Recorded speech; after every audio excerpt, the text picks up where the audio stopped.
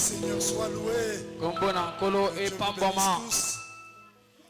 Que Dieu vous bénisse tous. J'espère que vous êtes heureux d'être dans la maison du Seigneur.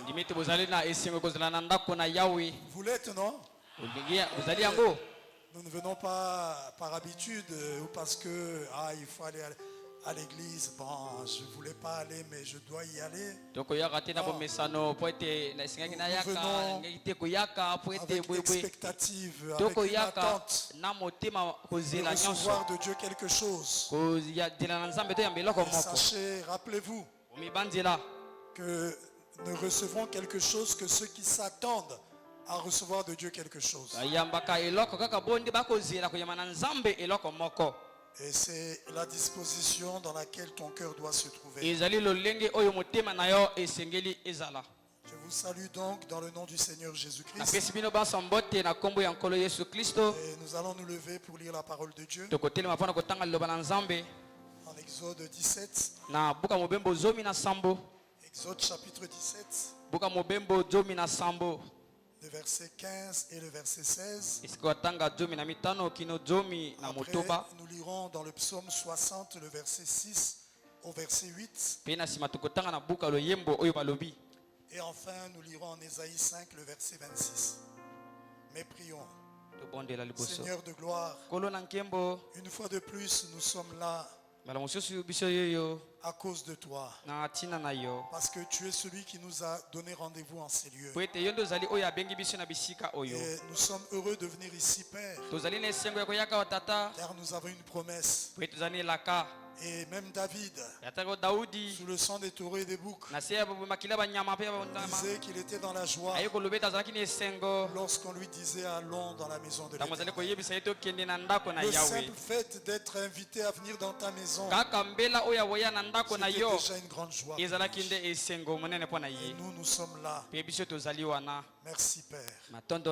Laisse-nous exprimer notre joie par la manière dont nous te louons, par la manière dont nous t'adorons, par la manière dont nous ponctuerons chaque parole de Dieu.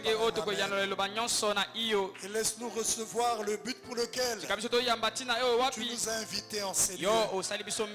Car tu ne nous invites jamais pour des mauvaises choses, mais c'est toujours pour nous donner quelque chose de bien.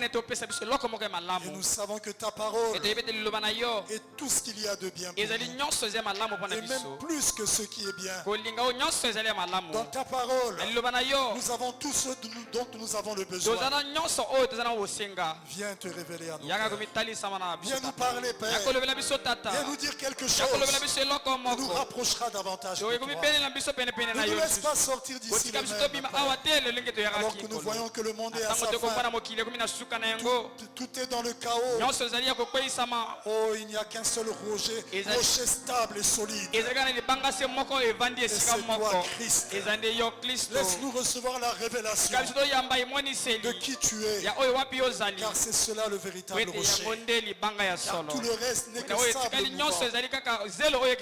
Laisse-nous être affermis et solides dans notre foi devant tout ce qui arrive. Mais tu as fait de nous un peuple victorieux. Car la semence royale d'Abraham possédera les portes de tous ses ennemis. Qu'il en soit ainsi pour chacun d'entre nous dans sa vie individuelle. Que nous voyons cette promesse s'accomplir pleinement dans chacun de nous. Merci Père. Bénis les Écritures que nous allons lire. Bénis notre pasteur Éloi là-bas. Sois avec lui dans son repos. Sois avec toute sa famille. Prends soin de ton église. Il y en a qui sont en chemin. Il y en a qui nous suivent ou nous suivent. Bénis-nous tous, Père. Et ceux qui n'ont pas pu venir, tu connais la raison. Sois la solution à leur problème. Au nom du Seigneur Jésus-Christ. Amen. Nous lisons on commence par Exode chapitre 17, le verset 15 et le verset 16. C'est après que Israël, sous la conduite de Josué, c'est-à-dire Israël en guerre, avec Josué qui dirigeait l'armée d'Israël, mais avec Moïse au sommet de la montagne, après qu'ils aient remporté la victoire sur Amalek et les Amalécites. Amalek c'est le roi et puis les Amalécites. Voilà ce qui est dit après qu'ils aient remporté la victoire. Ils ont à partir du verset 13. Et Josué vainquit Amalek et son peuple au tranchant de l'épée. L'Éternel dit à Moïse: écris cela dans le livre pour que le souvenir s'en conserve. Et déclare à Josué que j'effacerai la mémoire d'Amalek de dessous les cieux. Et il continue. Moïse bâtit un autel. Donc après la victoire, il lui donna pour nom l'Éternel ma bannière. Il dit parce que la main a été levée sur le trône de l'Éternel. Il y aura guerre de l'Éternel contre Amalek de génération en génération. Psaume 60, le verset 6 et le verset 8. Psaume 60, il est écrit: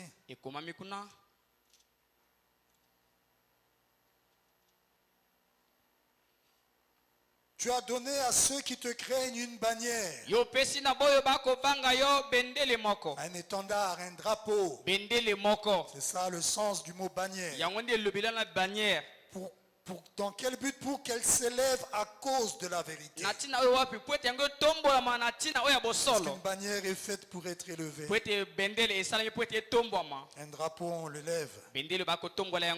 Pourquoi? Afin que tes bien-aimés soient délivrés. Donc cette bannière qui doit être levée a quelque chose à voir avec la délivrance des bien-aimés, c'est-à-dire du peuple de Dieu. Sauve par ta droite et exauce-nous. Dieu a dit dans sa sainteté: je triompherai. La bannière, quand elle se lève, c'est un signe de triomphe, c'est un signe de victoire. Il n'y a pas de victoire tant que la bannière n'est pas levée. Ésaïe 5, le verset 26. Ésaïe 5, le verset 26. Il est écrit: il élèvera une bannière pour les peuples lointains. Il élèvera une bannière pour les peuples lointains. Et il en siffle un des extrémités de la terre. Et voici, il arrive avec promptitude et légèreté. Oh Père, oh Tata, voici la promesse que tu as faite depuis l'Ancien Testament d'élever une bannière. Et nous savons que tu l'as élevé cette bannière pour nous accorder la victoire. Tu l'as élevé à Golgotha. Tu nous as enseigné par ton prophète. Jésus-Christ est notre bannière. Merci Père pour la garantie de la victoire. Merci Père, car nous n'avons à regarder à rien d'autre que ce que toi tu as fait pour nous. Bénis ta parole. Sois avec nous, Seigneur. Conduis-nous et parle à chaque cœur au nom du Seigneur Jésus-Christ. Qu'aucun de nous ne sorte d'ici de même. Que les problèmes trouvent des solutions. Que les malades soient guéris. Que ceux qui sont liés soient délivrés. Confirme tes promesses, Père. Au nom du Seigneur Jésus-Christ. Nous comptons sur ta grâce. Amen. Amen. Que Dieu vous bénisse. Nous sommes en train de poursuivre notre enseignement sur le dessein de Dieu. Depuis déjà un bon bout de temps, nous sommes en train de parler de l'étendard qui avait été promis par Dieu d'être élevé. Et nous avons vu que cet étendard, c'est aussi appelé bannière. C'est un drapeau. Et cela a un rôle pour notre victoire. Nous avons démontré que Dieu a promis d'élever un étendard afin de s'occuper de son ennemi. De s'occuper de l'ennemi qui vient comme un fleuve. L'ennemi de Dieu, c'est notre ennemi aussi à nous. Et cet ennemi s'appelle Satan. Et le prophète déclare que Satan signifie opposant. Il est opposé à tout ce qui est de Dieu. Il est opposé à toutes les œuvres de Dieu. Il s'oppose aux actions de Dieu, aux lois de Dieu, à la parole de Dieu et à son plan pour nos vies. Ça veut dire que Satan s'oppose à ce que Dieu a projeté pour toi. Il s'oppose aux promesses que Dieu a faites. Lorsque tu te lèves pour vouloir fuir ou combattre dans la foi, ou t'approprier une promesse, le diable se lève parce qu'il est déterminé à empêcher que nous jouissions de tout ce que Dieu nous a promis. Mais nous avons montré que malgré le fait que Dieu savait que le diable allait se lever pour s'opposer à ses desseins, Dieu le laisse quand même faire. Et il a fait une promesse. Et il a dit en Ésaïe 59, verset 19, si l'ennemi vient comme un fleuve, l'Esprit de l'Éternel élèvera un étendard contre lui.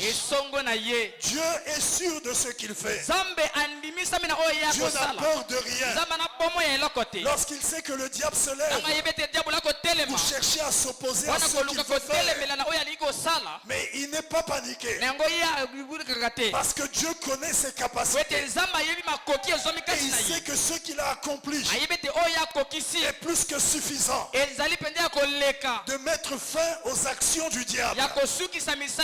Il a promis dans l'Ancien que lorsque Satan se lèverait pour s'opposer au dessein qu'il a pour son peuple, pour ses enfants, lorsque l'ennemi viendrait comme un fleuve, mais il y aurait un étendard, une bannière que Dieu élèverait. Dans quel but? Pour mettre en fuite l'ennemi, c'est-à-dire pour le vaincre. Donc cet étendard, cette bannière a quelque chose à voir avec notre victoire. Et il est capital que nous sachions ce que c'est que cette bannière. Ou d'autres termes, qui est cette bannière? Nous avons montré dans l'Ancien Testament, c'est un type, parce que Dieu a fait des promesses dans beaucoup de passages de la Bible de la venue de cette bannière. Il a fait la promesse qu'une bannière serait élevée. Et il a promis au travers des prophéties. Et il a promis aussi au travers de types. Parce que les types annoncent ce qui devait s'accomplir.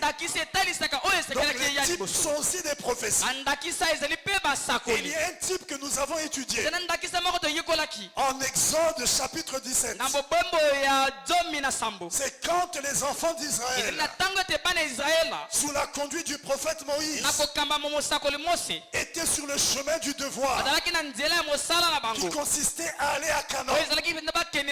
Parce que Dieu avait un dessein en libérant Israël de l'Égypte. Dieu sortait son peuple d'une nation pour le conduire dans une autre nation qu'il devait lui donner en possession. Donc le dessein de Dieu était de mettre fin à l'esclavage d'Israël, à la souffrance d'Israël, et conduire ses enfants dans un pays où coule le lait et le miel, un pays béni que Dieu avait donné à son peuple avant même que les enfants d'Israël ne foulent de la plante de leurs pieds. Canaan Dieu leur avait déjà dit, je vous ai donné ce pays, il vous appartient, allez vous en emparer.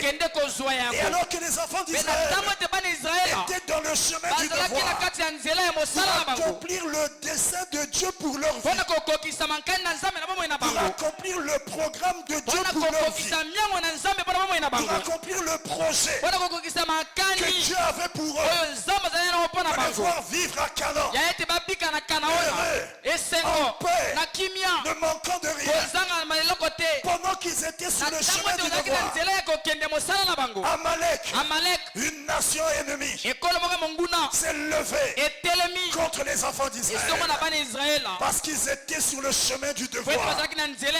Ils étaient en route vers le dessein de Dieu. Et ce qui s'est passé avec Israël dans le naturel, et ce qui se passe avec l'église dans le spirituel. Et quand nous parlons de l'église, nous ne parlons pas du bâtiment, mais l'église c'est toi aussi l'individu. Chaque fois que tu t'élèveras dans le chemin du devoir, pour atteindre le dessein de Dieu pour ta vie, pour que la destinée que Dieu a pour toi s'accomplisse, ne pense pas que les choses iront facilement.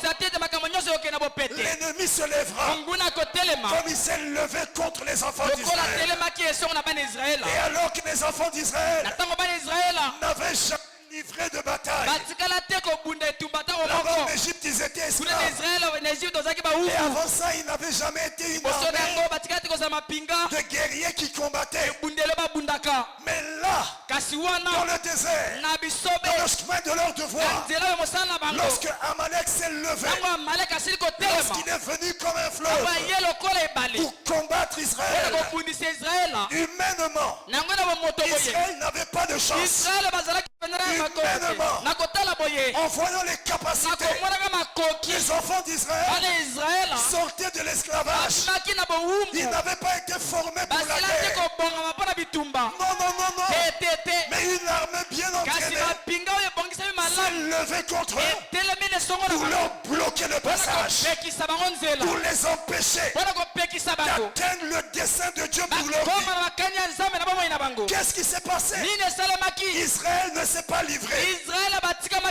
Israël s'est levé pour combattre. Une nation qui n'était pas vraiment exercée au combat. Mais ils ont dit ah non, on doit se lever parce que nous sommes sur le chemin du devoir. Nous sommes en route pour notre destinée. Nous sommes en route pour l'accomplissement du plan, du dessein, du projet de Dieu pour nos vies. Et quelque chose veut nous empêcher. Non. On doit combattre. Et Josué avait reçu la commission de conduire les enfants d'Israël à la bataille. Josué, le général Josué, un homme spécial. Il y avait Josué qui devait conduire les enfants d'Israël, qui devait combattre avec eux, qui devait mener l'armée dans cette bataille. Pendant que Moïse devait se tenir sur la colline, il avait reçu l'inspiration sur quel était le mystère, le secret de la victoire qu'il devait remporter. Il y a toujours un secret pour remporter la victoire. La victoire est un mystère et Dieu doit vous révéler le secret de la victoire. Est-ce que vous êtes avec moi? Madame a prêché comment puisse vaincre. Il nous a dévoilé comment nous pouvons vaincre. Moïse a reçu la révélation de les enfants d'Israël devaient vaincre cette armée aguerrie. Amalek et ses armées levaient contre les enfants d'Israël comme un fleuve. Moïse est allé sur la montagne. Dieu lui a donné la révélation. Qu'est-ce qu'il fallait faire? Il devait lever les mains. Il devait jouer le rôle d'un étendard. Il devait rester comme ça, là sur la colline, là avec les mains levées, Il devait servir de bannière pour que les enfants d'Israël possèdent la victoire. Pendant que Moïse était au sommet de la colline, les mains levées, Moïse qui représente le prophète, et Dieu avait prophétisé en Deutéronome, à Josué, je susciterai un prophète comme toi qui ne l'écoutera pas sera retranché de la terre. Moïse était le type parfait de Jésus-Christ. Est-ce que vous savez ça? Il était le type de Jésus-Christ. Moïse sur la montagne, les mains levées, typifiait Christ sur le sommet du mont Golgotha, les mains levées sur la croix. Pendant que Josué, qui conduisait les enfants d'Israël dans la bataille, représente le Saint-Esprit. Est-ce que vous êtes avec moi? Le Saint-Esprit est typifié par Josué, tandis que Moïse représentait Jésus à la croix. Qu'est-ce que je veux montrer? Il faut cette association. Le Saint-Esprit d'un côté et l'œuvre de Golgotha pour qu'il y ait la victoire. Il n'y aurait jamais eu de victoire si Jésus n'était pas allé à Golgotha. C'est là-bas qu'il a tout accompli pour toi et moi. Et le Saint-Esprit qui a été envoyé après est là pour nous aider dans le combat sur la base de ce que Christ a déjà accompli pour nous. Quand le Saint-Esprit est en toi, c'est lui qui est au devant de toi pour te donner les victoires dans les batailles que tu as. Et ces victoires-là dépendent de l'œuvre de Golgotha. Parce que Christ a tout accompli là-bas. Et le Saint-Esprit, qui n'est rien d'autre que Christ lui-même, sous la forme de l'Esprit, combat pour nous sur la base de la victoire qu'il a déjà acquise en Jésus-Christ à Golgotha. Est-ce que vous comprenez? C'est pourquoi vous devez comprendre ce que le calvaire nous a apporté, ce que Christ a accompli à la croix n'est pas négligé. C'est ce qu'il a accompli, c'était notre rédemption, c'était notre pleine victoire. Sans l'œuvre de Golgotha, chacun de nous serait dans la défaite. Et à la fin de notre vie, nous serions tous dans l'abîme. Et à la fin là-bas, ça serait en enfer. Et Dieu lui-même est venu sur la terre en Jésus-Christ. Il est allé à Golgotha pour servir de bannière. Il a payé le prix pour notre victoire éternelle. La victoire qu'il a acquise à Golgotha est une victoire éternelle. Il a dit, tout comme j'ai vaincu, vous aussi, vous avez vaincu. Tu dois comprendre ça. Ça ne doit pas être quelque chose d'historique, mais ça doit être quelque chose que tu vis. Une vie de tous les jours où tu réalises que la victoire du calvaire est à toi.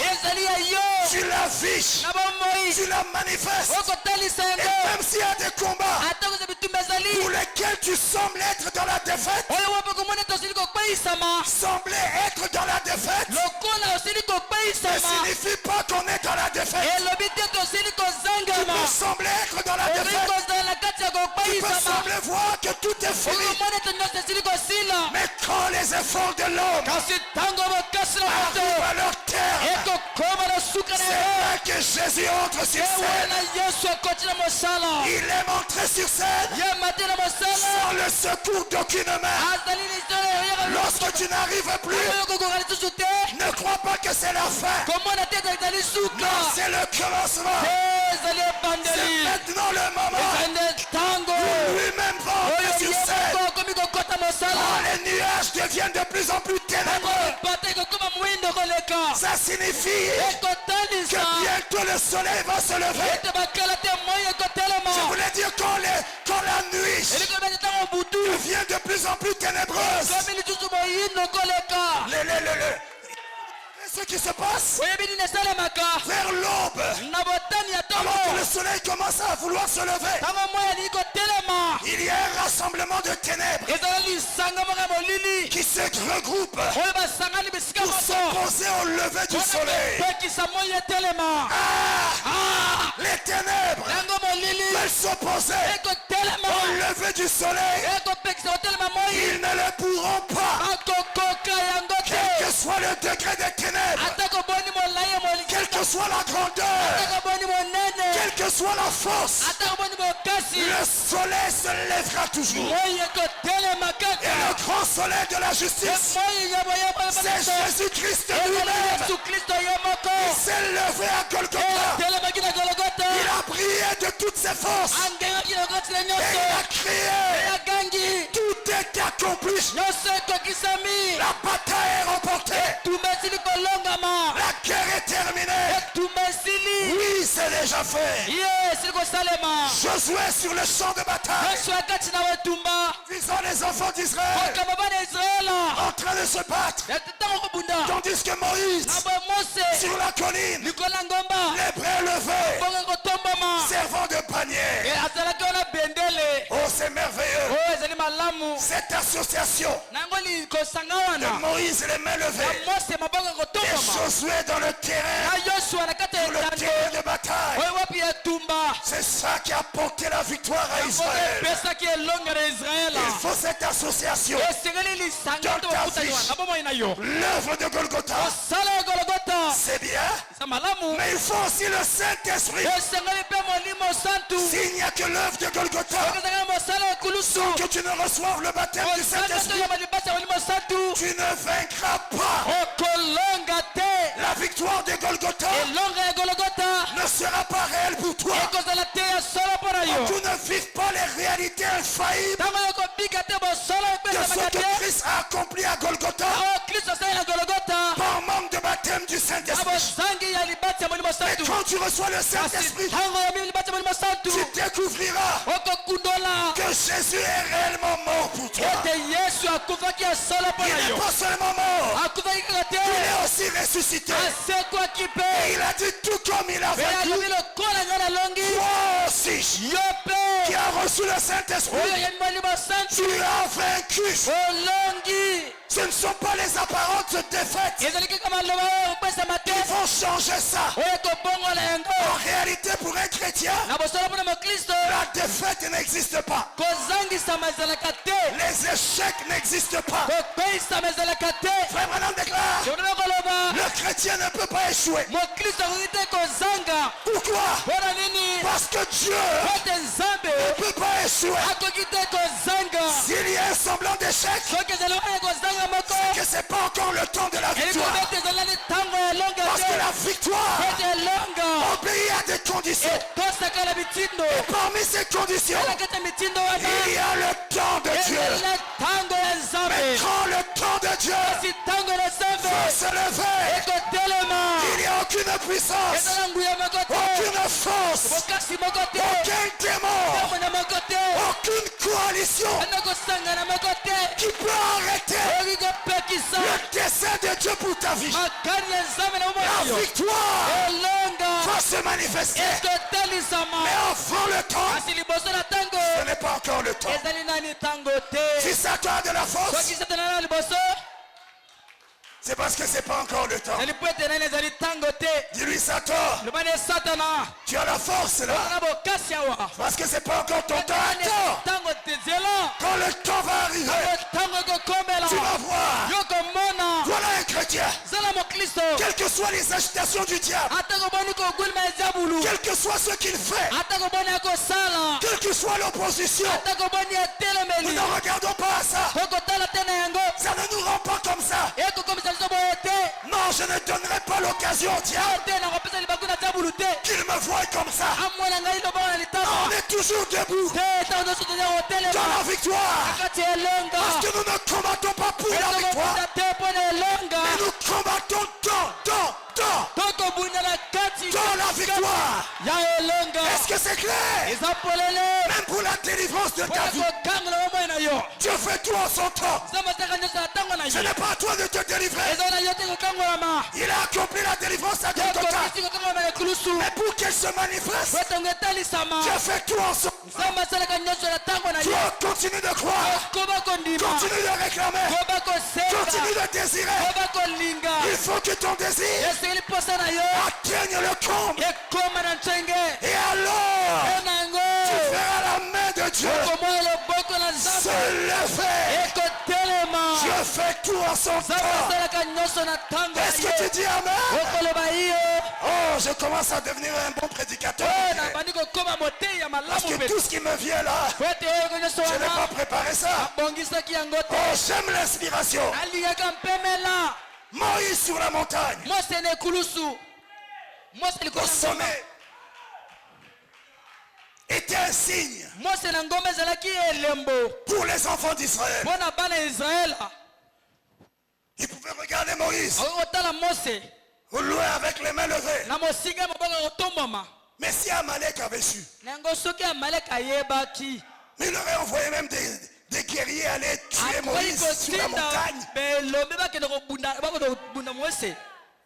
Tant que Moïse avait les mains levées,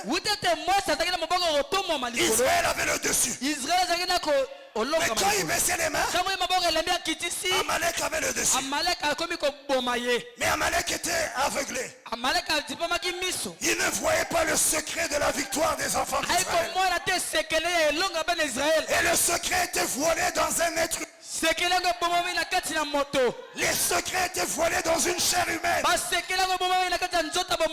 Moïse, au sommet de la colline, avec les mains levées, s'il avait su, il aurait envoyé des guerriers aller trancher la tête de Moïse. Et Israël aurait été vaincu. Si le diable savait que Jésus à la croix, ça allait être défaite finale, il n'aurait pas laissé Jésus aller à la croix. S'il savait les mains levées de Jésus sur la croix allait être la victoire de la sœur bénie, de la sœur, la sœur Grâce, de mes frères. S'il savait, il aurait empêché qu'on cloue les bras de Jésus. Mais Branham déclare, Moïse avec les mains levées était un type de Christ avec les mains levées. Mais là-bas Moïse avait besoin de deux hommes pour le soutenir, soutenant ses mains. Et là Jésus, à la croix, le diable a inspiré ses enfants à clouer ses mains. Dieu savait qu'avec cette forme, la lettre V, c'était ta victoire. Satan était aveuglé. Dieu peut se cacher de l'ennemi. L'ennemi ne connaît pas ton secret. Notre secret, c'est Golgotha. Notre secret, c'est la croix. La croix n'est pas le monopole des catholiques. La croix est le symbole de la foi chrétienne. Un véritable chrétien aime la croix parce qu'il sait que c'est là à la croix qu'il a été racheté, qu'il a été libéré, que Dieu a mis fin au combat en lui donnant la victoire. Sois-en conscient. La croix est tout pour nous. C'est pourquoi Paul déclare: je me glorifie de la croix. C'est notre gloire. Est-ce que vous dites amen?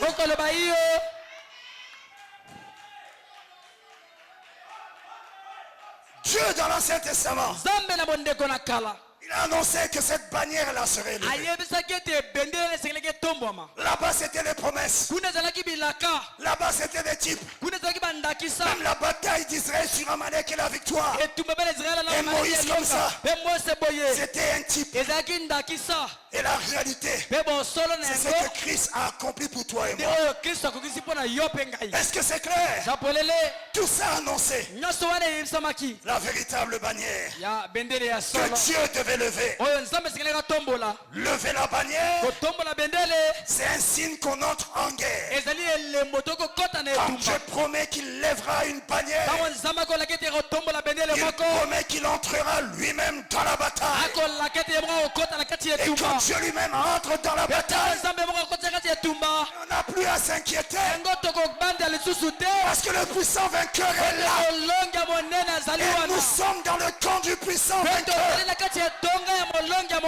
Donc lever la bannière pour Dieu, c'est un signe qu'il va entrer dans la bataille pour mettre fin à l'opposition qui veut contrecarrer son plan pour ta vie. Est-ce que tu es avec moi? Mais Dieu le fait toujours en son temps. Je veux que ça entre bien. Beaucoup se plaignent. Je suis trop combattu. C'est que je veux arriver là où je veux, mais je ne le vois pas. Ça ne s'accomplit pas. Pourtant c'est Dieu qui a dit. Mais je ne vois pas ça s'accomplir. Je suis combattu. Mais Dieu nous avait avertis que pour toutes ces promesses et ces desseins, Satan s'élèvera. Il y aura une opposition farouche. Nous sommes avertis. Alors nous nous plaignons plus. Mais prenons la position que Dieu veut qu'on prenne. En croyant que cette opposition n'est pas éternelle. Ça doit un temps pour s'opposer. Et ce temps-là n'est pas éternel. Ça va prendre fin. Et Dieu aussi a un temps pour agir. Est-ce que c'est clair? Levez la bannière. C'est un signe qu'on entre en guerre. C'est aussi un signe de victoire. Parce qu'en temps normal, lorsqu'une armée va combattre, surtout en ce temps-là, en levant la bannière, une véritable armée ne va pas combattre en croyant qu'elle va perdre.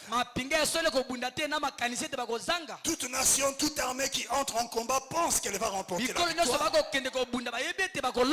Mais malheureusement, l'homme est limité. L'homme ne connaît pas l'avenir. Il est limité dans le temps et dans l'espace. Il peut penser qu'il aura la victoire. Il peut le croire aussi. Mais ce n'est pas ce qui arrivera. Mais avec Dieu, quand Dieu entre dans la bataille, il n'y a pas une pensée qu'il peut y avoir une défaite. Jamais. Quand Dieu se lève dans la bataille, c'est pour la victoire. Est-ce que c'est clair? Et je veux te dire ce soir que Dieu est entré dans tes batailles, tes guerres, tes batailles. En réalité, ce ne sont pas tes batailles. Ce sont les guerres de Dieu pour toi. Dieu est entré dans les guerres que tu as. Et quand il entre dans cette guerre, pour l'accomplissement de ses promesses, il doit entrer dans la guerre. Et si la promesse ne s'accomplit pas, on va dire qu'il a failli, comment on va le craindre? Comment on va le glorifier? Quand il a promis, la parole déclare, je vais sur sa parole pour l'accomplir. La parole de Dieu ne peut pas sortir et revenir à lui sans avoir accompli le dessein, le but pour lequel elle est sortie. Si Dieu te fait une promesse dans la Bible ou dans le message, c'est lui qui doit combattre pour accomplir la promesse. C'est pas à toi d'accomplir la promesse. C'est pas à toi d'accomplir la prophétie. Mais quand il promet, lui-même va se battre. Il va se lever pour manifester ce qu'il a promis. Mais toi tu dois attendre. Attends le secours de l'Éternel. Dans la tranquillité, dans la foi, en te réjouissant déjà. Je n'attends pas le secours de l'Éternel dans les soucis, mais je me réjouis. Je ne regarde pas ma condition. Même s'il y a un démon qui me lie, je sais que je ne suis pas venu au message par moi-même. C'est Dieu qui m'a appelé. Que mes efforts, je n'arrive pas. Et si Dieu n'arrive pas de me délivrer, alors il a échoué. Mais Dieu ne peut pas échouer. Il n'échoue pas. Il ne ment pas. Il ne faillit pas. Ce qu'il a dit, il l'accomplira. C'est pourquoi je me réjouis. Je danse. Je le loue. Je l'adore. Je ne regarde pas ma condition. Mais mes yeux sont tournés vers le calvaire. Il a dit tout est accompli. Pour moi, tout est accompli. Pour toi, pour toi, le Saint-Esprit, c'est déjà accompli. Il va te le donner. Il doit te le donner. Obligation. Si tu remplis les critères, si ton cœur est disposé, même maintenant, pendant que je parle, le Saint-Esprit va remplir ton âme. Il est capable de le faire. Alléluia. Il est capable. Il veille sur ses paroles. Il promet sur ses desseins pour les accomplir. Est-ce que tu crois ça? Oh, c'est pourquoi le prophète déclare: les chrétiens devaient être les personnes les plus insouciantes. Les chrétiens devaient être les personnes qui n'ont pas de soucis. Parce que tout a déjà été accompli. Là,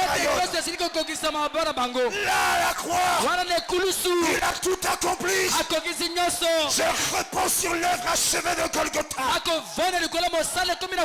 où il a vaincu Satan et tout son royaume. La plus grande victoire jamais obtenue, c'est celle de Jésus-Christ. Sur Satan à Golgotha, il a écrasé la tête du serpent. Lorsqu'un serpent est écrasé à la tête, sa queue peut bouger. Mais toi, quand tu as la révélation que la tête est écrasée, est-ce que tu dois avoir peur? N'aie pas peur. Marche sur la queue. Dis-lui: Satan, ce que tu fais, c'est du mangungu. Je n'ai pas peur. Tu as été vaincu. Même si la maladie me rose, je n'ai pas peur.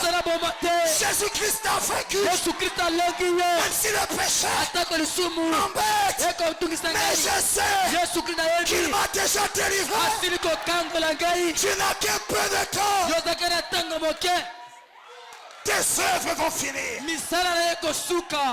L'une des victoires, l'un des moyens d'avoir la victoire, c'est d'ignorer le diable.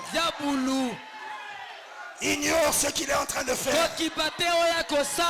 Il est en train de faire dans ta vie telle chose. Ignore ça. Ignore. La véritable foi ignore les actions du diable. Ignore ce qu'on t'a dit à l'hôpital. Ignore ce qu'on t'a dit je ne sais où. Mais regarde à la promesse. Quand on tourne vers lui nos regards, on est rayonnant de joie. Lorsqu'on tourne vers Christ nos regards, et Christ est la parole, on est rayonnant de joie. Est-ce que tu dis Amen? Amen.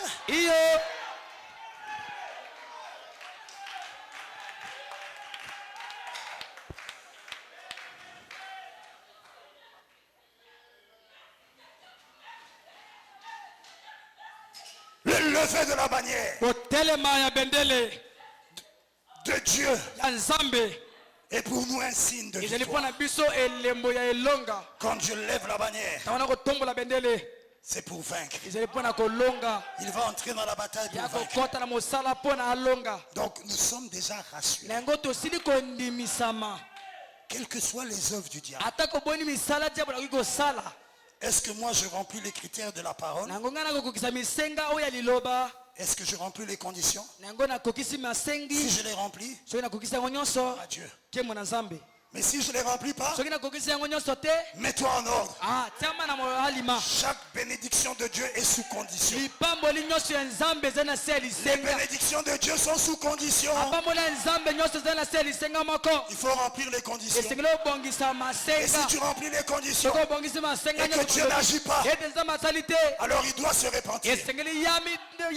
Mais comme il ne peut faillir et qu'il ne peut se repentir, il accomplira la chose. Lorsque tu remplis les conditions et que tu vois le diable s'agiter, ne t'inquiète pas. Attends-toi au Seigneur. Est-ce que tu es avec moi? Nous voyons donc qu'il y a un lien entre la bannière que Dieu lève et les desseins de Dieu qui doivent s'accomplir dans nos vies. Pour qu'ils s'accomplissent, pour que ces promesses se manifestent, Dieu doit lever la bannière. Il y a un lien qui existe entre le fait pour Dieu de lever la bannière et l'accomplissement de ses desseins. Ces desseins ne s'accomplissent pas tant que la bannière, l'étendard n'est pas levé. Je vais vous prendre un exemple dans la Bible. Dieu avait un dessein à accomplir sur Babylone. Il voulait détruire Babylone pour se venger de ce qu'ils avaient fait à son peuple. C'est pourtant Dieu qui avait envoyé Babylone pour chicoter Israël. C'est Dieu qui les avait envoyés. Et quand ils ont chicoté Israël, fait du mal au peuple de Dieu, Dieu aussi a dit, attends Babylone, un jour je vais me venger. C'est pourquoi ne pense pas parce que le frère, la sœur est faible. Toi tu peux je sais pas. Tu peux oser faire tout ce que tu veux faire. Oh non, il ne peut rien. Lui, il ne peut rien. Mais l'œil de Dieu te voit. On ne joue pas avec ce Dieu-là. Ce qu'un homme aura semé, il le moissonnera. Il le moissonnera. On ne joue pas avec Dieu. On ne joue pas avec Dieu. Babylone, au moment où il s'y attendait pas, Dieu l'a chicoté. Il s'est vengé. Mais écoutez les prophéties qu'il avait données avant d'accomplir ça. Écoutez, Ésaïe 13, 1 à 5. Là, c'est une prophétie sur Babylone par Ésaïe. Oracle sur Babylone. Révélé à Ésaïe, fils d'Amoth. Voilà la prophétie maintenant. Sur une montagne nue, dresser une bannière. Dieu dit dresser une bannière. Dieu annonce déjà qu'il va entrer en combat. Élevez la voix vers eux. Faites des signes avec la main. Et qu'ils franchissent les portes des tyrans. J'ai donné des ordres à ma sainte milice. Tu as une sainte milice. Ah, une milice. Vous savez ce que c'est qu'une milice? C'est un groupe armé. Peut-être comme une armée. C'est appelé milice. J'ai donné des ordres à ma sainte milice. J'ai appelé les héros de ma colère.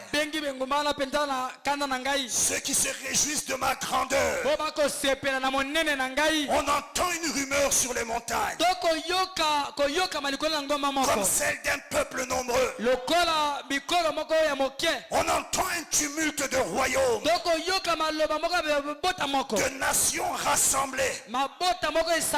Qu'est-ce que c'est? 2 points. L'Éternel des armées passe en revue l'armée qui va combattre. L'Éternel des armées. Est-ce que vous êtes avec moi? Je crois que c'est Jéhovah Sabaoth.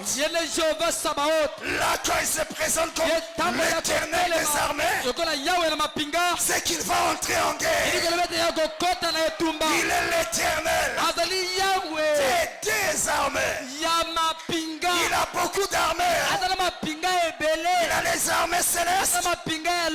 Il a aussi des armées terrestres. L'église du Dieu vivant, c'est l'armée terrestre de Dieu. Il a aussi des armées là-bas. Les anges. Et lorsque les deux armées s'unissent, le diable doit plier bagage. C'est pourquoi toi tu es un combattant. Tu es un guerrier. Ce qu'il permet dans ta vie, c'est dans le but de te former. C'est ta formation. Il n'a pas besoin de lâches. Au dernier âge, dans l'âge de la plus grande bataille, où tous les démons sont sortis de la Bible, Dieu n'appelle pas des lâches. Il appelle des guerriers. Tu es cette guerrière. Il te forme avec des vraies balles. Des épreuves graves. Mais malgré ça, tu es toujours debout. C'est qu'il y a quelqu'un qui te soutient. Tu n'es pas seul. Tu n'es pas seul. Tu n'es pas seul. Lorsque l'épreuve est dure, c'est qu'il t'appelle à un niveau élevé. Il fait de toi un guerrier. Tu fais partie de l'armée de l'Éternel. Son armée terrestre. Je ne vois pas. Mais il y a des grades ici là. Amen. Amen. Frère, tu ne connais pas les grades que tu as. Frère, tu ne connais pas les grades. Tu penses, oh, moi je n'arrive pas. Oh! Arrête ça. Tu es un guerrier. Tu es une guerrière. Tu peux affronte. Affronte. Ne te plains pas. Celui qui est en toi, il est plus grand, plus fort que celui qui est dans le monde. Ne t'inquiète pas. Les Égyptiens que vous voyez, les attaques que tu vois, les épreuves que tu vis, tu ne les verras plus. C'est pour un temps. Les Égyptiens que vous voyez, vous ne les verrez plus. Il y a un temps où les Égyptiens se lèvent. Il y a un temps où ils sont écrasés. Après un temps, il y aura un temps où les Amoréens vont se lever. Là, c'est plus les Égyptiens. Mais il y a un temps où les Amoréens vont être écrasés. Après un temps, notre temps où les Amalécites vont se lever. Mais il y a un temps, ils vont être écrasés. Combat sur combat. Mais aussi victoire sur victoire. Et je prophétise ta victoire. C'est ta victoire ce soir. Ta victoire sur la chose qui te tourmente. Demain, il est ici. Il y a une puissance ici qui est capable de t'accorder la victoire. Ce soir, je prophétise sur ta victoire. Toi qui me suis en ligne, réjouis-toi. La victoire t'appartient. Oh, gloire à Dieu. Est-ce que tu crois ça? Est-ce que tu crois ça? Acclamons très fort. Notre victoire est réelle. Parce que celui qui nous a donné la victoire est réel. Il est infaillible. Il est vivant. Comme il est vivant et infaillible, notre victoire aussi est infaillible. Est-ce que tu dis Amen?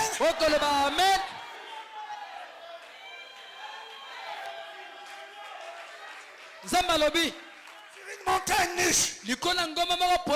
dresser une bannière, ça annonce quelque chose qui arrive. L'Éternel des armées en revue l'armée qui va combattre. En temps de guerre, le chef de l'armée, alors que les armées sont là en rang, il passe devant chaque militaire, il les regarde. Il passe en revue son armée. Peut-être que l'ange du Seigneur est là, en train de passer en revue son armée. Si tu as bien arrangé ton casque, si le bouclier de la foi est bien là, la cuirasse de la justice, si ton épée est bien là, tu as bien attaché les chaussures de la vérité, si tu es totalement équipé, il est en train de passer en revue son armée comme signe que la bataille va commencer. Est-ce que tu dis Amen? Est-ce que tu dis Amen? L'Éternel des armées passe en revue l'armée qui va combattre. Ils viennent d'un pays lointain, de l'extrémité des cieux. L'Éternel est les instruments de sa colère. L'Éternel est avec. Et l'Éternel et les instruments de sa colère vont détruire toute la contrée de Babylone. Dieu s'apprête à entrer en guerre. C'est pourquoi il a dit élever la bannière. Et remarquez la même prophétie. Mais avec Jérémie, il ajoute un élément capital. Jérémie va donner la même prophétie. Jérémie 51, 27 à 29. Toujours sur Babylone. Élevez une bannière dans le pays. Toujours la bannière. Le signe que Dieu va entrer. Sonnez de la trompette parmi les nations. Préparez les nations contre elles. Appelez contre elles les royaumes d'Ararat, de Mili et d'Ashkenaz. Établissez contre elles des chefs. Toujours contre Babylone. Faites avancer des chevaux comme des sauterelles hérissées. Préparez contre elles, contre Babylone, les nations. Les rois de Midi, ses gouverneurs et tous ses chefs. Et tout le pays sous leur domination. Pourquoi dresser la bannière? Pourquoi préparer les armées? La terre s'ébranle. Elle tremble. Car le dessein de l'Éternel contre Babylone s'accomplit. Lorsque Dieu veut accomplir son dessein et que le diable se lève, il élève la bannière et il entre sur scène. Satan doit trembler parce que le dessein de l'Éternel est sur le point de s'accomplir. Il n'y a pas d'accomplissement de dessein dans ta vie sans que l'Éternel ne lève la bannière. Pas de promesse manifestée s'il n'y avait pas une bannière qui avait été élevée. Est-ce que tu dis Amen? Est-ce que tu crois ça? Maintenant, pour terminer, je vais montrer une chose. Depuis l'Ancien Testament, comme je l'ai dit, Dieu avait prophétisé la venue de la bannière, de cet étendard. Et il avait donné des types. Et tous ces types-là, Moïse sur la montagne, le serpent d'airain, c'est aussi une bannière que Dieu avait élevée alors que les enfants d'Israël mouraient à cause de leurs péchés. Ils avaient murmuré. Et qu'est-ce que Dieu avait fait? Des serpents étaient apparus qui mordaient les enfants d'Israël. Et ils se mettaient à mourir. Mais Moïse est allé à la brèche. Il a intercédé au Père. Mais si tu les tues, que diront les nations? Regardez, leur Dieu les a fait sortir d'Égypte. Mais il n'a pas pu les garder, ils sont morts. Il a intercédé. Et Dieu lui a dit, bon, fais-toi un serpent d'airain. Avec les reins, il a fabriqué un serpent. Il dit, c'est bien, tu as fabriqué le serpent. Mais place-le sur une perche pour qu'il soit élevé entre ciel et terre. Et Branham déclare, le serpent d'airain devait servir de bannière, devait servir d'étendard. Et un étendard est placé pour être vu. Nous avons lu dans la prédication la bannière. Une bannière, c'est quelque chose qu'on lève ou qu'on regarde à ça. Et Dieu avait dit à Israël, quiconque a été mordu par un serpent, regarde seulement le serpent d'airain et tu vivras. Et les enfants d'Israël qui étaient en train de mourir, lorsqu'ils regardaient le serpent d'airain, regardaient cette bannière, en croyant, ils étaient guéris. Non seulement guéris, mais ils étaient d'abord expiés. Parce que les morsures des serpents étaient la conséquence de leur péché. Dieu, en élevant le serpent d'airain, c'était un drapeau, un emblème, un étendard qui devait servir pour l'expiation des péchés du peuple et la guérison. Est-ce que tu dis Amen? Amen. Les enfants d'Israël ne devaient pas regarder à leur plaie. Il devait détourner les regards de la morsure. Même si la morsure là était grosse. Même si 10 serpents avaient mordu la jambe. Quel que soit l'état de la morsure. Dieu avait élevé, il avait pourvu à la solution pour cette morsure. Les enfants d'Israël devaient cesser de regarder à la morsure. Ils devaient cesser de regarder à la gravité de leur cas. Quel que soit ton cas, tant que tu regarderas à ça, tu seras vaincu. Quelle que soit la gravité, pour Dieu, il n'y a rien qui soit trop difficile. Il n'y a pas quelque chose de trop grave. Pour notre Seigneur, tout est possible. Rien n'est impossible à Dieu. Et tout est possible à celui qui y croit. Tant que tu regardes à ton problème, tu ne seras pas délivré. Mais cesse de regarder. Regarde à ce que Dieu a pourvu. Le serpent terrestre qui représente toujours Jésus-Christ.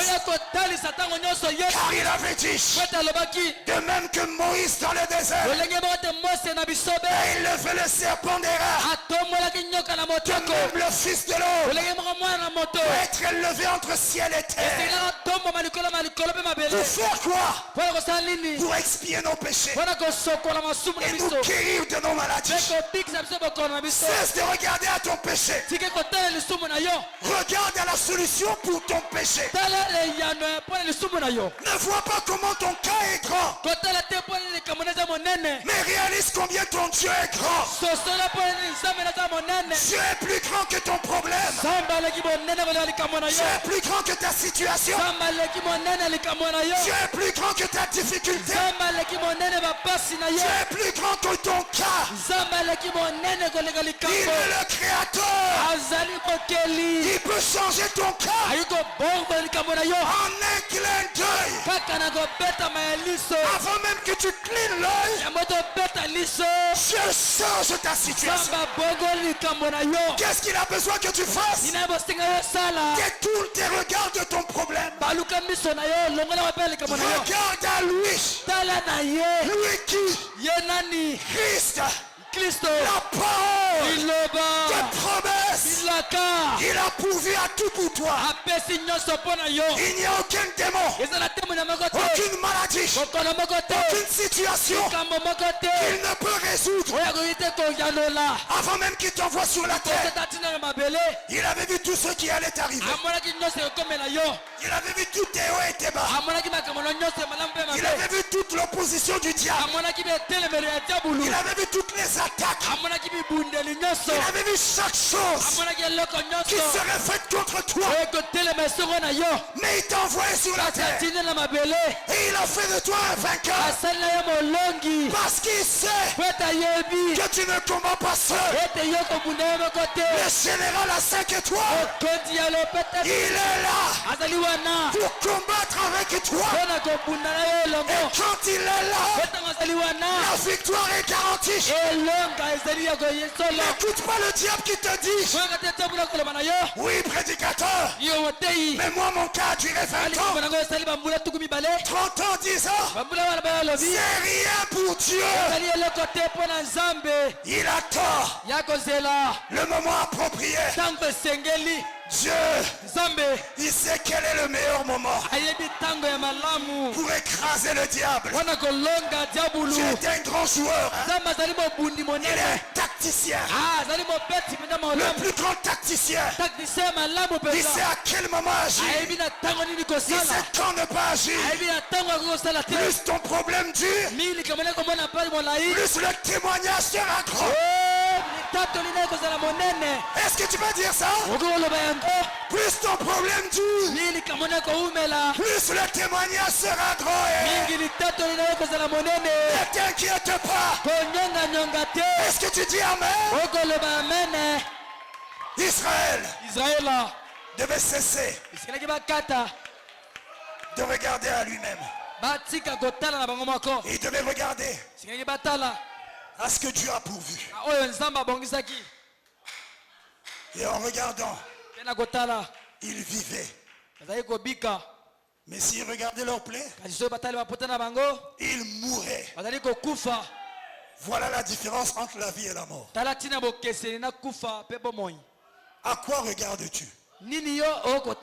Amen. Et c'est à toi de décider qu'est-ce que tu vas regarder. Si tu regardes à l'homme, c'est la mort. Et oui. Maudit est quiconque se confie dans l'homme. Ne regarde pas à l'homme, mais regarde à Dieu. Tournez les regards vers Jésus. Est-ce que tu dis Amen? L'homme te décevra. Moi je pourrais te décevoir. Mais il y en a un qui ne décevra jamais. C'est Jésus-Christ. Est-ce que tu dis Amen? Gloire à Dieu. Toutes ces bannières là. Moïse sur la montagne, le serpent des reins, parlaient tous de Christ. C'était des types qui annonçaient la venue de la bannière, le véritable étendard. Maintenant écoutez, pour terminer, écoutez, en étudiant dans la Bible, nous remarquons que le mot bannière,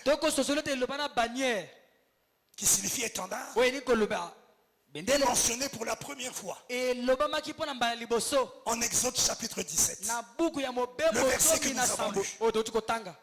Lorsque Moïse a bâti un autel et lui donna le nom l'Éternel ma bannière, verset 15, c'est-à-dire Jéhovah Manassé. C'est la première mention du mot bannière dans la Bible. C'est la première fois que le mot bannière apparaît. Et c'est en rapport avec Dieu. Est-ce que vous êtes avec moi? Et souvenez-vous, quand Dieu fait une chose la première fois, il place les bases de la manière dont il fera les autres fois. Parce qu'il est Dieu, il ne change pas. Quand il fait une chose la première fois, il le fera de la même manière les autres fois. Le premier mot, la première fois que le mot bannière apparaît, c'est en Genèse 17:15. Moïse bâtit un autel et lui donna pour nom l'Éternel ma bannière.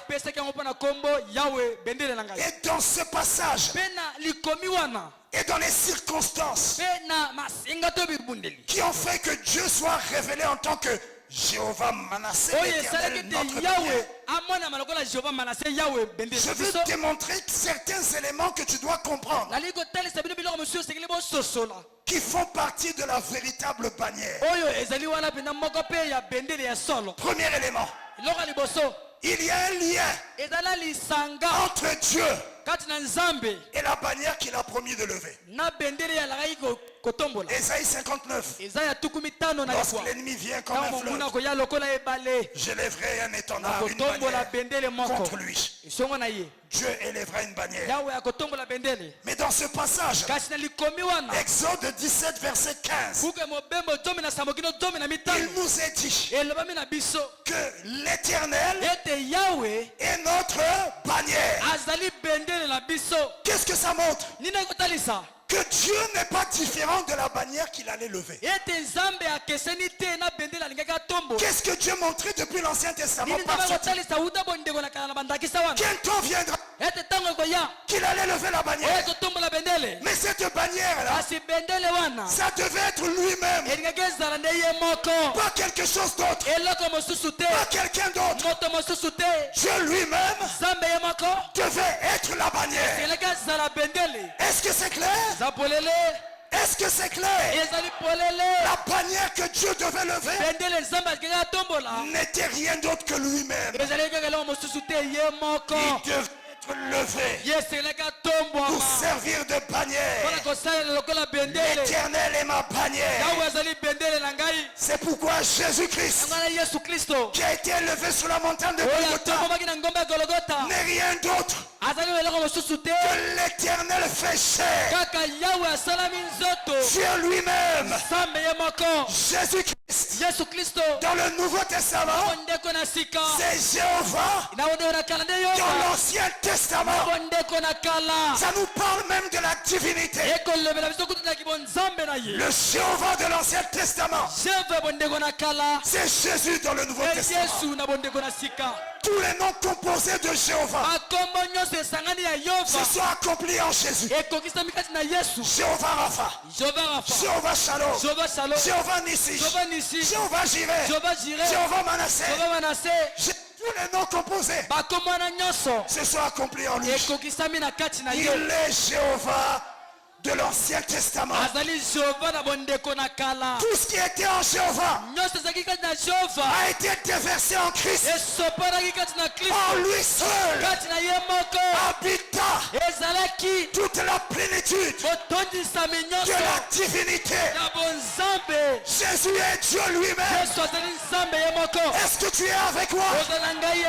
Jésus, c'est Dieu lui-même. Nous n'adorons pas ici Branham. Branham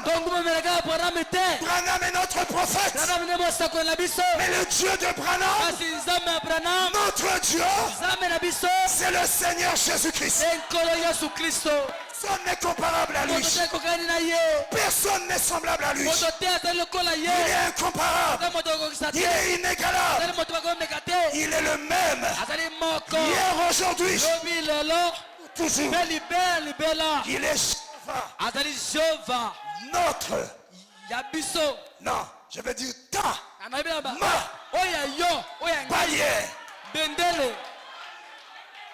Il est ma bannière. Il est ma victoire. Il est ta victoire. Est-ce que tu dis amen? Donc quand l'ennemi se lève, la bannière a déjà été levée. C'est Dieu lui-même. L'Éternel ma bannière. Mais il y a un deuxième élément que je veux faire ressortir.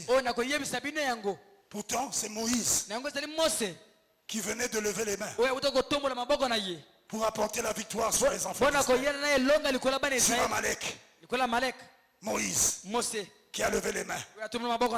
Qu'est-ce que Dieu montrait pour nous, temps de la fin? Que la bannière, qui est l'Éternel lui-même, mais ne devait pas être Dieu en esprit. Dieu devait devenir un homme. Dieu devait prendre une chair humaine.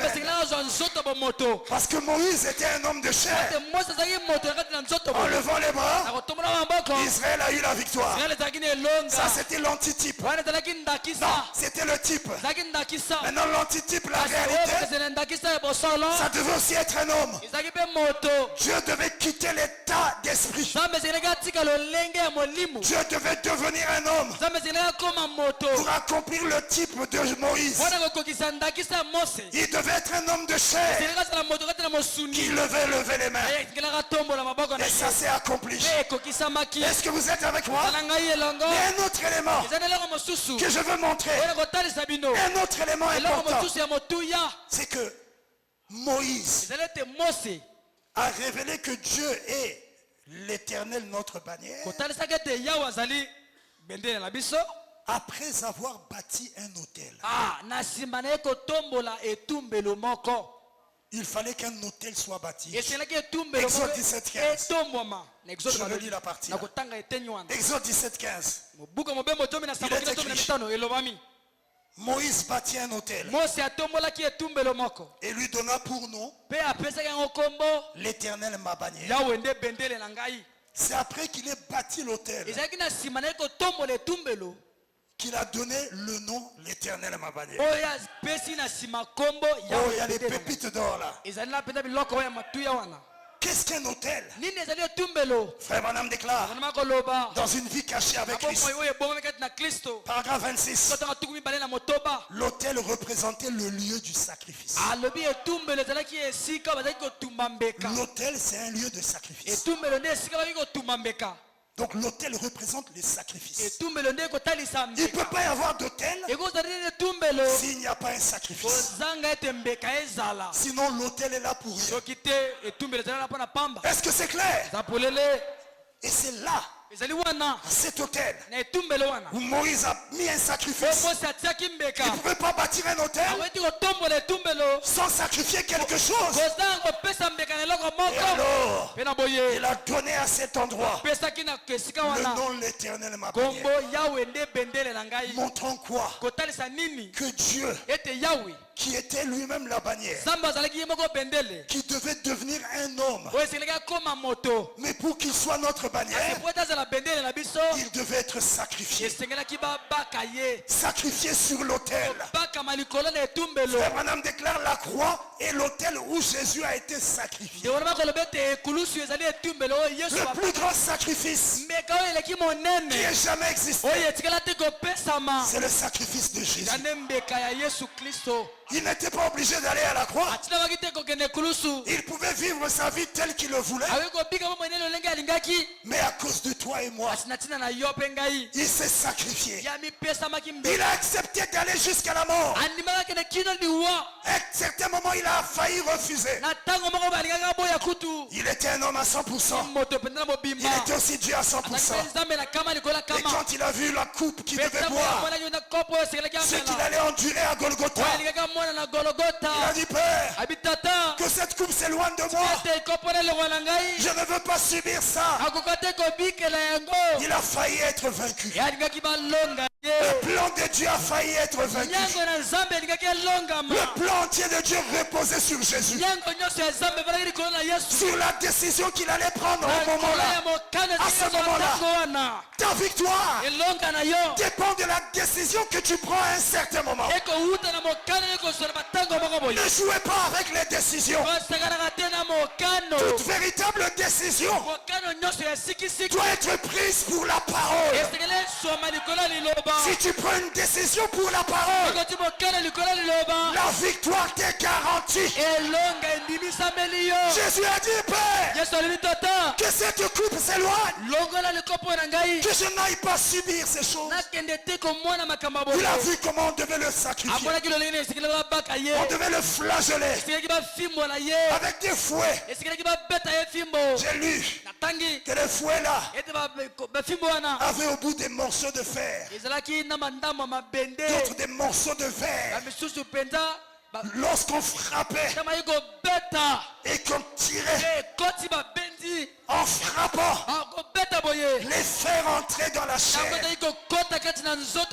en tirant, des morceaux de chair se détachaient. Vous ne pouvez pas réaliser quel prix cela a coûté à notre Seigneur. Ton rachat n'est pas un petit prix. Tu as été racheté à un grand prix. Tu ne réalises pas combien ça a coûté. Ton salut, il a souffert ce que personne ne pouvait souffrir. Des morceaux de chair sortaient. Il a reçu plusieurs coups. Et on tire. Imaginez le sang. Ce n'est pas des gouttes de sang, mais c'est comme un film où on l'a vraiment bien décrit. Même tu as du mal à supporter quand tu vois ce film. La Bible déclare qu'il a été défiguré. Son visage même a été défiguré. On lui a mis une couronne d'épines. Les épines entraient dans la tête, imaginez. Qu'est-ce qu'il a souffert? Et on lui donne encore une croix qu'il devait transporter lui-même jusqu'à la montagne. Comme Isaac, qui devait prendre le bois sur son dos, alors que Dieu avait dit à Abraham de le sacrifier. Isaac était le type de Christ. Et c'était sur la même montagne de Moria, où Isaac montait avec le bois. Il avait dit, Père, le feu est là, le bois est là. Où est le sacrifice? Alors Abraham a prononcé ces mots. Inspiré. Jéhovah Jireh. Dieu se pourvoira lui-même du sacrifice. Il y a pourvu. Quand Jésus est venu, ce qu'il a subi, c'est inimaginable. Et il est monté sur cette montagne avec un bois et une croix lourde. Il n'arrivait même pas. Il y a eu un homme, Simon de Cyrène, qui est venu vers le Seigneur. Il dit, laisse-moi t'aider à porter ta croix. Frère Branham dit que c'était un noir. C'était un noir. C'est pourquoi quand Frère Branham priait pour certains gars, il pouvait prier pour une fille noire qui n'avait plus les yeux. Il dit, oh Père, souviens-toi de ce jour-là. Son ancêtre, Simon de Cyrène, a voulu t'aider à porter ta croix. Souviens-toi de ça. Et avant même qu'il chasse le démon, la fille criait, je vois, mon frère, nous avons une place dans le plan de la rédemption, une place de choix à cause de Simon de Cyrène. Ce que vous faites pour Jésus, même tes arrière-petits-fils recevront la récompense. Dieu n'oublie pas ce que nous faisons pour lui. Même nos enfants recevront la récompense. C'est pourquoi aimer Jésus, vivre pour Jésus, la récompense est certaine. Et pour vos enfants, Simon de Cyrène, il a essayé de porter dans sa croix. Et il a un peu marché. Et après il est tombé. Il n'arrivait pas. Et Jésus a dit, c'est pas à toi de porter ma croix. Toi tu auras une croix à porter. Mais ça c'est ma croix. Toi aussi tu as une croix à porter. Les épreuves que tu as, c'est ta croix. Jésus ne s'est pas plaint. Toi aussi ne te plains pas. Il est allé jusqu'à la croix. Au sommet, il a été cloué là. Abandonné.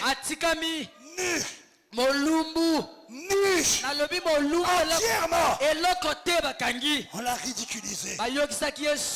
Il a accepté l'ignominie. Il a accepté l'opprobre.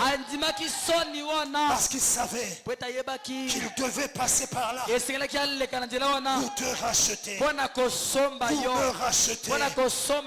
Il a supporté tout ça pour toi et moi. Il a été laissé là comme un bandit. On l'a placé sur une tombe, dans une tombe. Comme un bandit. Et quand Dieu l'a ressuscité, il l'a enlevé. Il l'a placé au-dessus de tous les cieux. Il a élevé son nom. Au point qu'au nom de Jésus, tout genou fléchira. Les hommes l'ont rabaissé, l'ont humilié, mais Dieu l'a aimé. Ne regarde pas ce que les hommes font de toi. Ça c'est les hommes. Mais regarde à ce que Dieu fera. Dieu va changer l'histoire de ta vie. Il y a un temps pour toutes choses. Il y a un temps pour être mais il y a un temps pour être glorifié. Il y a un temps pour être humilié. Mais il y a un temps pour être glorifié. Oh Dieu, glorifie ton épouse. La gloire que je veux, c'est de voir toutes les promesses de Dieu se fait chair en moi. Je veux être la manifestation de ces promesses. Je veux le troisième bout. Je veux la vitrine. Je veux la perfection. Tout ce qu'il a promis doit m'appartenir. Je veux cette gloire. Il a dit petit troupeau, ne crains point, car le Père a trouvé bon de te donner le royaume. Il va te glorifier. Nous sommes dans l'âge de la glorification, l'âge de l'adoption. Il y a des gens ici qui vont être adoptés ou qui sont déjà adoptés.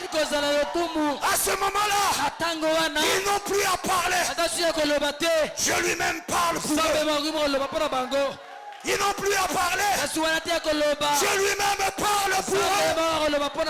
Je veux cette adoption. Je veux cette gloire. L'autel de sacrifice. Il est Dieu la bannière. Il devait se faire chair pour être un homme. Mais ça ne s'arrête pas là. Il devait aller sur l'autel de la croix afin d'être sacrifié. C'est alors qu'il devient notre bannière. Quand son sang a été versé et que tu passes sous ce à ce moment-là, il devient ta bannière. C'est pourquoi le prophète déclare: entrez dans le sang. Entrez vite. Comment nous entrons dans le sang? Par le baptême du Saint-Esprit. Tu n'es plus sous le sang seulement, mais tu es dans le sang. Mais je vais aller plus loin. Quand tu reçois le baptême du Saint-Esprit, tu n'es plus seulement sous le sang. Tu n'es pas seulement dans le sang, mais tu deviens toi-même le sang. Tu deviens le sang de Jésus. Le sang de Jésus. En esprit. C'est des hommes et des femmes qui marchent sur la terre. C'est le sang de Jésus. Tu deviens l'expiation pour ce monde, pour ta famille. Tu deviens une petite bannière. Oh, je me sens bien. Tu deviens une petite bannière. Ce qu'il est, c'est ce que nous sommes. Tu deviens une bannière pour les tiens. Lorsque tu es là, c'est un signe de victoire. Ta présence, c'est la victoire. Ta présence, c'est la délivrance. Ta présence fait fuir les démons. Tu n'es pas n'importe quoi. Tu es le sang. Tu es la bannière. Ta présence, c'est la délivrance. Pendant que je parle, je crois que ma présence est une délivrance maintenant. Pas à cause de moi, à cause de lui qui est là. Reçois ta délivrance. Reçois ta guérison. Reçois l'onction. Sois béni. Shalom. Il est ici. Il est là. Oh, je me sens bien. Est-ce que tu te sens bien? Sois béni. Toi qui as cru. Entre dans le sang. Reçois le Saint-Esprit. Ce que tu deviendras, le monde ne peut pas réaliser. Tu deviens quelque chose de précieux, de spécial. Tu deviens le sang sur la terre.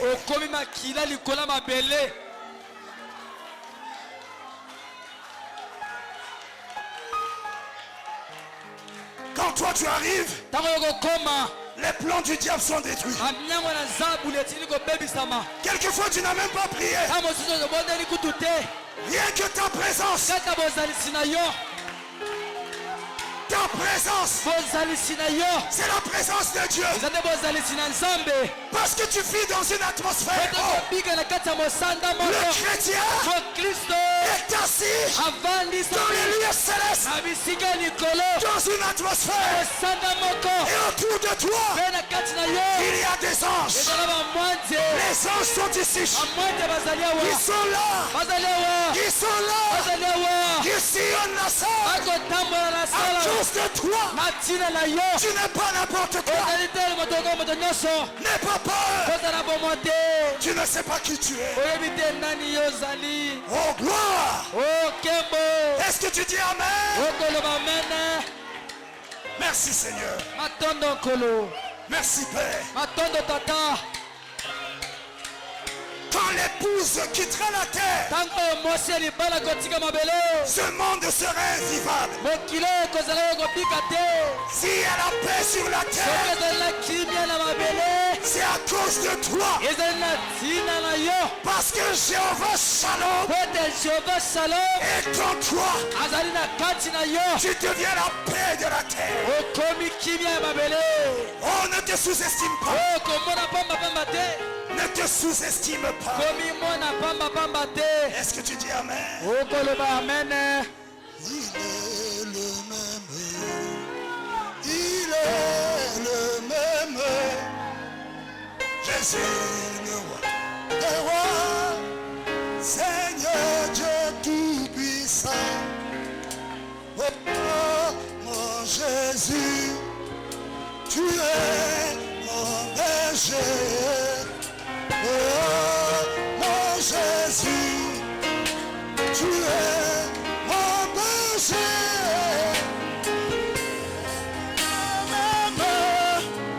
Il est le même.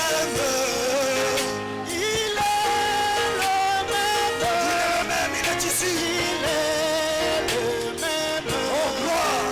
Jésus m'a aimé. Il t'a aimé. La croix pour toi. Jésus m'a choisi. Jésus m'a choisi. Jésus m'a guéri. Jésus m'a guéri. C'est pourquoi je le joue. C'est pourquoi je le loue.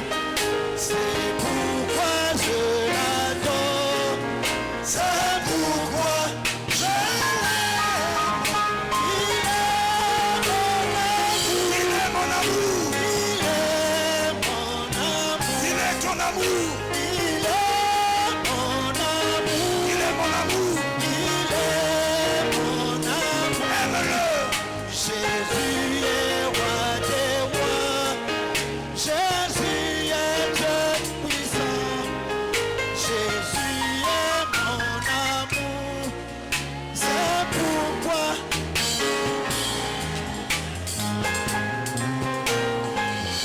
que chacun lui parle alors qu'il nous a parlé. Il est ici. Pour toi. Pour toi. Parle-lui maintenant. Oh, il est merveilleux. Il est merveilleux.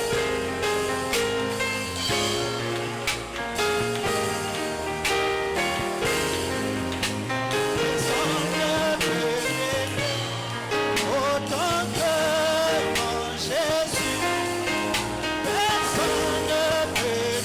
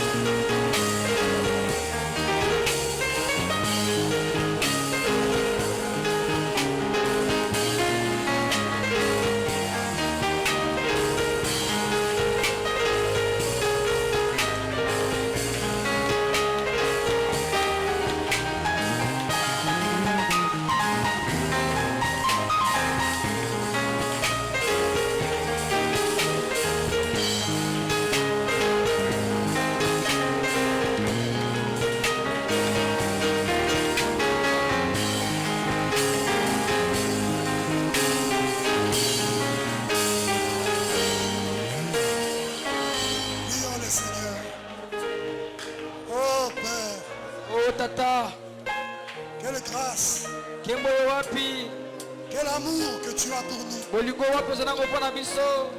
Tu es devenu homme. Tu as accepté de subir la peine que tu as subie, te sacrifiant pour nous, subissant les douleurs atroces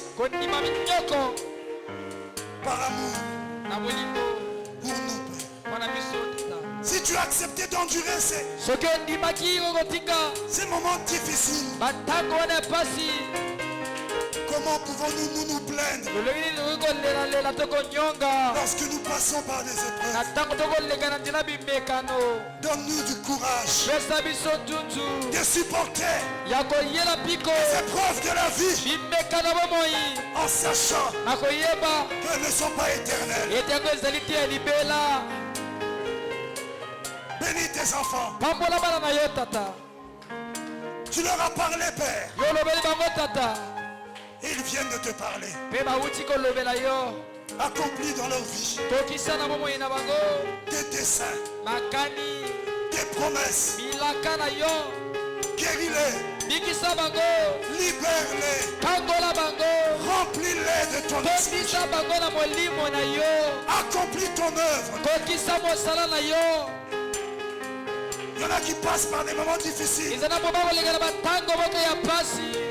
Le diable leur fait penser que c'est fini. Qu'ils reçoivent du courage ce soir. Qu'ils se lèvent et qu'ils crient. Je sais que mon Rédempteur est vivant. Il se lèvera. Il agira. Oh Père. Oh Tata. Manifeste ta gloire. Exauce leurs requêtes. Accorde une délivrance totale. Que ceux qui vivent encore dans le péché, qu'aujourd'hui soit leur jour, où ils se décideront de vivre pour toi. Car il y a un temps pour toutes choses. Pendant que c'est encore la grâce, qu'ils acceptent ta grâce. Car très bientôt, les portes de la grâce seront fermées. Bénis ton église. Que le feu de ton esprit consume tout ce qui n'est pas de toi ici. Que cela mette hors de terre de nuit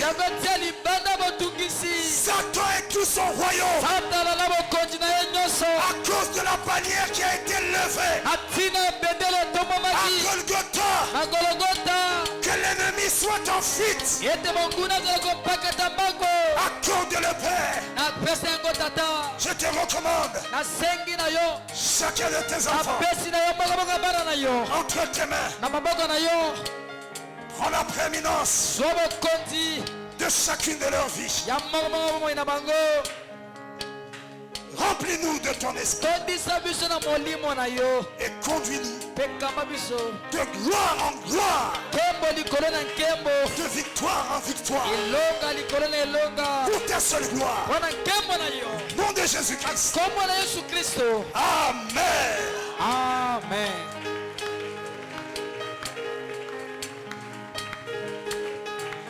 Que Dieu vous bénisse. Je vous invite à vous saluer les uns les autres alors que nous sommes à la fin. Gloire à Dieu.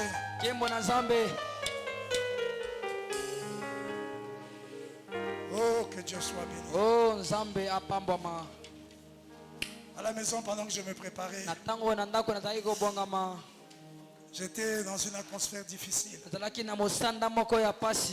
à cause de beaucoup de choses que nous traversons. Et je disais, Seigneur, est-ce que comme ça tu vas parler? Vous savez, quand on se prépare, un prédicateur sait toujours quand il est dans la présence de Dieu. Il y a des choses que nous vivons qui nous rassurent que là, je sais que je suis dans sa présence. Mais c'était difficile. Je suis venu ici dans le bureau, je priais, Seigneur. C'est vrai, j'ai le sujet. Mais Père, je ne sens pas ce que je sens. Le Seigneur parle à ton peuple. En tout cas, je suis étonné. Dieu écoute les prières. Dieu entend les prières. Et je me suis senti très bien ici. Et surtout quand je vois comment l'Esprit inspire. Là je sais qu'il est là. Que son nom soit béni. Tous les jours n'est pas dimanche. Il ne fait pas toujours les choses de la même manière. On s'attend toujours que on arrive à l'église. Je sens le feu, je suis là. Mais aujourd'hui c'était difficile. Penser à certaines choses. Vu certaines choses. Dit, ah Seigneur. Mais Dieu est Dieu. J'avais dit à Dieu, Seigneur, encourage-moi. Malgré mon état, encourage. Et encourage tes enfants. Que son nom soit béni. N'écoutez pas le diable. Ne regardez pas le diable. Regardez à Christ. La victoire nous appartient. Que Dieu vous bénisse. Vous vous êtes déjà salué? Ah, moi je t'ai pas salué.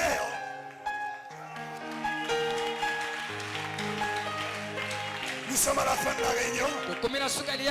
À la fin, il y a des paniers. Vous savez que nous avons perdu notre soeur. Je crois que dimanche, on a annoncé qu'il y a 2 veillées. Ça a été annoncé dimanche. Frère André, qu'il y a une veillée en Filou chez le frère, le mari. Tandis que l'autre veillée est en Gangalingolo là-bas un peu loin. Maintenant, ça dépend. Si tu es dans le secteur là-bas, en Gangalingolo, tu peux aller là-bas. Ça a été annoncé. Ok. Gloire à Dieu. Sinon, c'est un filou. Je crois que c'est filou, non? Ils en ont filou. Oui, donc soutenant le frère et en mémoire de notre sœur. Il nous a quittés en étant toujours dans la foi. Sa grande sœur m'a témoigné. Il dit, pasteur Chama, ne prie pas avec nous. Il dit que Davila, avant de mourir, elle a dit qu'elle avait une vision. Elle avait dit qu'elle était en train de rentrer dans la gloire. Et elle avait vu le Seigneur lui dire, regarde, le pasteur Massamba, le pasteur Chamon prie pour toi, il te réclame. Et elle disait, mais pourquoi il prie pour moi? Je suis fatigué, je veux rentrer. Et elle a témoigné ça à sa soeur. Et quand elle est décédée, c'est sa soeur qui m'a dit. Je sais qu'elle est rentrée dans la gloire. Parce qu'elle avait cru le message. Elle a eu une vie pleine de combats. Et je sais qu'elle se repose là-bas. Veuillons soutenir ses obsèques. Nous verrons dans la semaine comment organiser un service là-bas. Il est vrai que les services nous prennent beaucoup d'argent. Et l'argent qu'on utilise pour tenir les services, louer les groupes, les instruments, parce que nos instruments ne sortent pas de l'église. Donc il faut louer. Donc c'est près des cinquantaines de mille. Et puis il faut quelquefois louer le groupe s'il n'y a pas de groupe. Et quand on tient plusieurs services, on enlève dans l'offrande d'amour qu'on a fait. Et ce qui reste, c'est vraiment insignifiant. Pourquoi même si on ne tient pas plusieurs services, mais au moins on va en tenir un. Et peut-être la veille de l'enterrement. Donc on vous donnera les détails dans la semaine. Que le Seigneur vous bénisse. Priez pour notre pasteur. Priez pour moi aussi. Je prie pour vous, mes bien-aimés. Que Dieu vous bénisse abondamment. Entrez dans sa paix. Shalom. Shalom.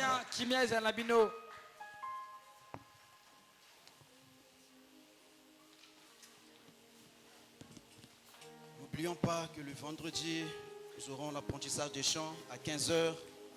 L'apprentissage des chants vendredi à 15h. Nous venons de l'éternité lointaine, car nous sommes les fils du Dieu vivant, prédestinés à la vie éternelle. Nous avons la vie Zoé, il nous a fait pour manifester sa gloire. Mais le bourreau du malin nous fut fatal, et Dieu nous ôta la vie.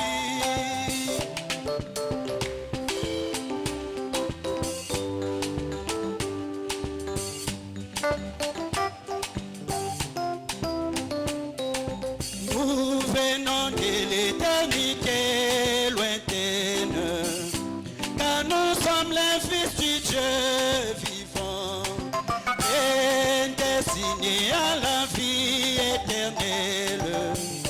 Nous avons la vie Zoé. Il nous a fait, nous a placés dans ce monde pour manifester sa gloire.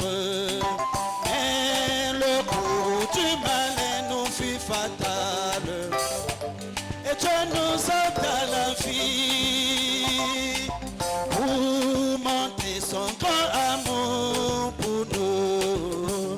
Jésus obéit jusqu'au calvaire, car il mourut de chagrin pour nous, et de nouveau nous humains la vie. Maintenant nous voici sur le chemin de retour à l'éternel, et là-bas au bout Jésus-Christ nous attend pour nous amener dans son royaume. Notre étendard, c'est l'unité dans la parole que Jésus dit. C'est lui l'agneau et le sauveur, le rédempteur.